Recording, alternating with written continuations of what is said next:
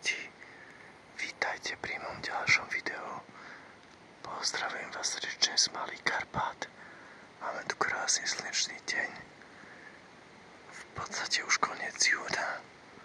No a poďte so mnou objavovať krásy a zákutia lesa. Takže poďme na to. Vychutnávajte so mnou.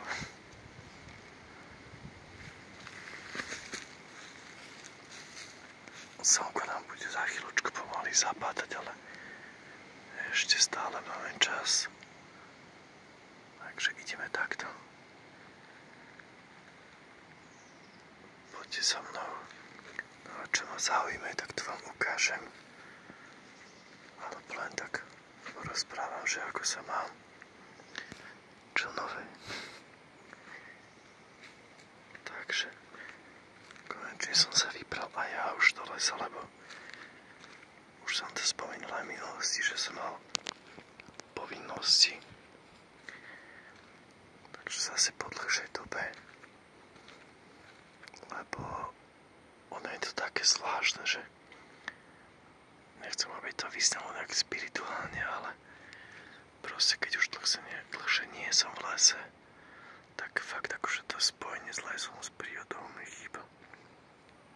A keď idem do lesa, do prírody, tak niekedy to spojenie príde strašne rýchlo. Do pár minút. A niekedy to trvá fakt dlhšie aj pol hodinku. Neviem, či to máte aj vy, ale predpokladám, že takíto milovníci prírody, aj čo si všímate a cítite všetko návokol, tak určite áno. No a dneska to bolo celkom veľmi rýchle, za čo som vďačný. Vďačný lesu, sebe, možno vnímaniu a vlastne všetkým súvislostiam naokolo.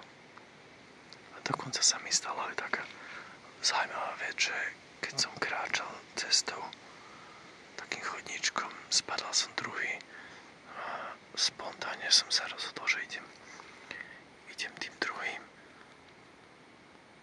A stretol som na tom druhom chodníčku veľa viac zaujímavostí, ako by som bežne chodil tou trasou predtým. Srnky, krásne kremene, kryštály. Potom som spravil aj zaujímavé videá.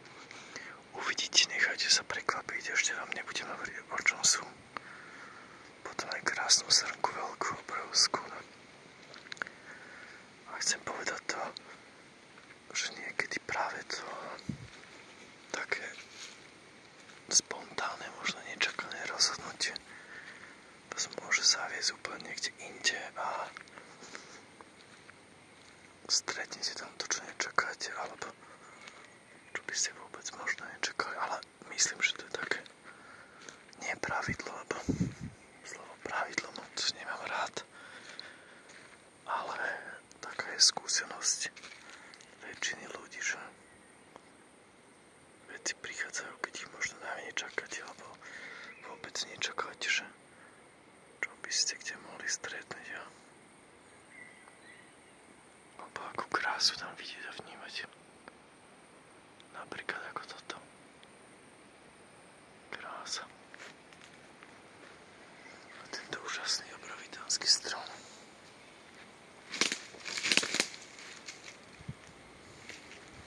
To je papratie.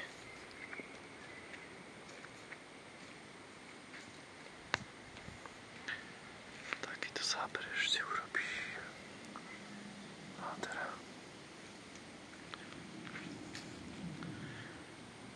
Tak, to ešte nižšie.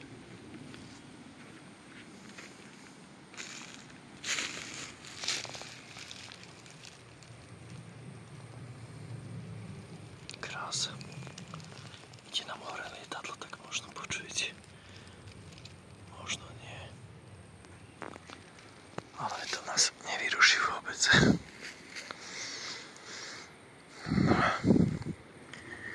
Ale vrátim sa teda k tomu stretnutiu, že práve toto sa mi páči aj na mojich rozhodnutiach v lese, keď chodím prírodou.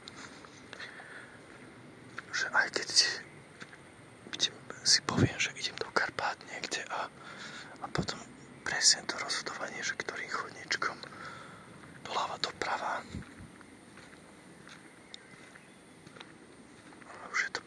stretnutí a nejakých objavov.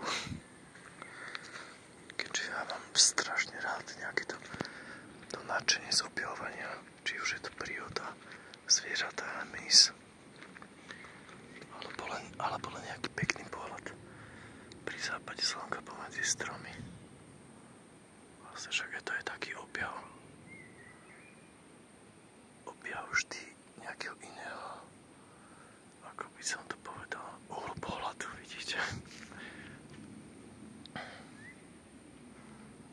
Takže tak sa nám trošku skrylo slnko, ale my si ho vždy objavíme naspäť. Tu máme trošku tmu, ale nevadí. Veľmi ma fascinujú aj strašne zbožne tieto obrovitánske korene stromov.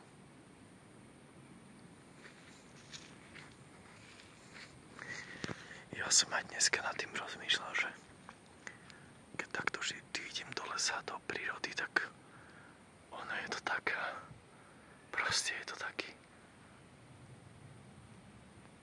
ako by som vám to opísal, je to vždy to dobrodružstvo nové pre mňa. A hlavne je to, že to objavovanie a všetkého okolo mňa.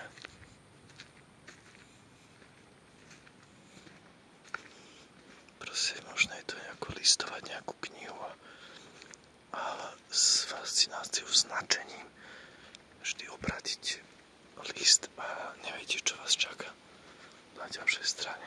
Alebo len tušiť.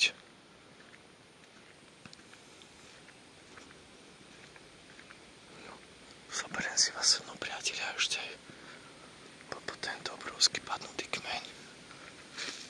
Kto vie, či ho zhodila búrka, ale asi búrka, lebo nevyzerá, že by tu bolo niečo zvoreté po blesku.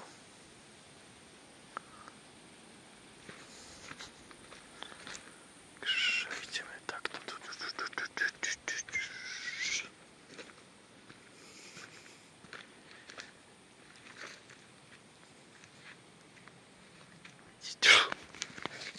Vletela mi mucha do ucha.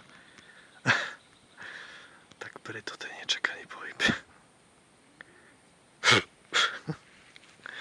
Nevadí, máte to aspoň autentické.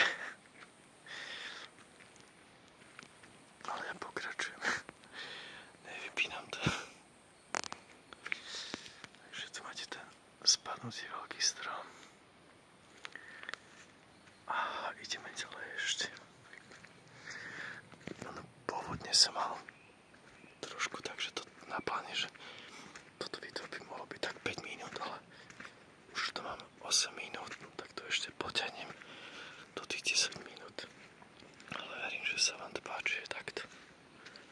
Musím si dávať bacha, lebo tu je to trošku zaplatené. Nech sa nešmyknem. Zase ma okupujú muchy zľava správa, ale nevadí. Za chvíľu budú tieto videá len o muchách. To snad nie. Počujete, jak nádherne vyhráva. Spieva.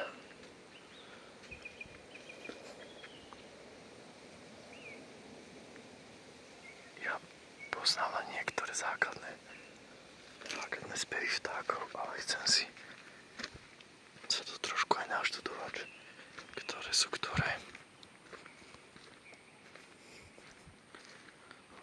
Strašne sa mi páči, keď človek zavrie oči alebo len tak sa v lese a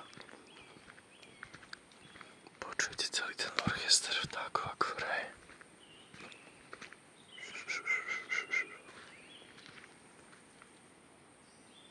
Dobre.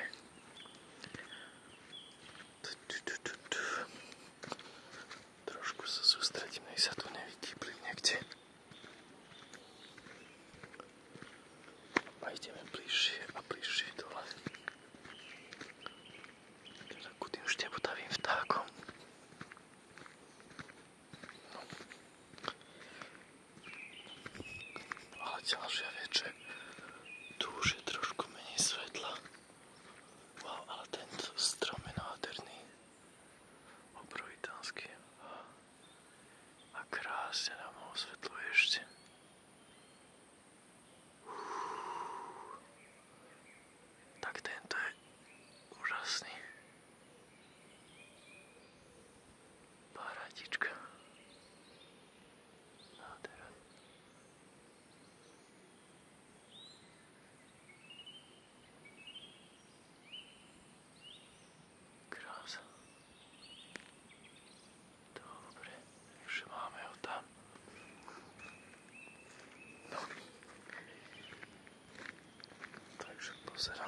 že už to máme 10 minút. No ja sa s vami pomaličky lúčim.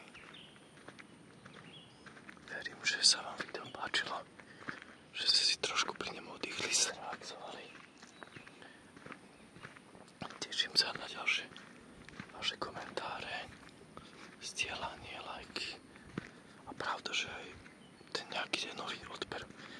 Ak ste na toto video práve natrafili na YouTube alebo kdekoľvek inde, možno cez kamarátov, že budem veľmi, veľmi rád.